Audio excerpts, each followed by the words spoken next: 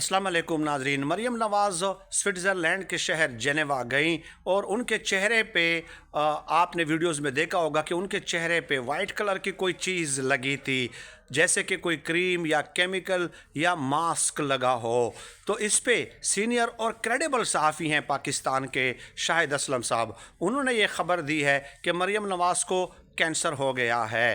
اب اس حوالے سے ہم نے مختلف لوگوں سے رابطہ کیا، ڈاکٹرز کے ساتھ رابطہ کیا اور ڈاکٹر سے پوچھا کہ کیا یہ اس بات کی نشانی ہے، تو ڈاکٹرز نے کہا کہ دیکھیں سرجری بھی ہو سکتی ہے، اور دوسری بات یہ کہ جنیوا میں کوئی ایسا قابل قدر کینسر ہاسپٹل نہیں ہے کہ کوئی شخص اسپیشلی وہاں پہ علاج کرانے جائے۔ اگر کینسر ہی تھا تو برطانیہ یا امریکہ وہ جانا پسند کرتی، پریفر کرتی۔ کینیڈا میں، یہ سوئٹزرلینڈ میں ایسا کچھ بھی نہیں ہے۔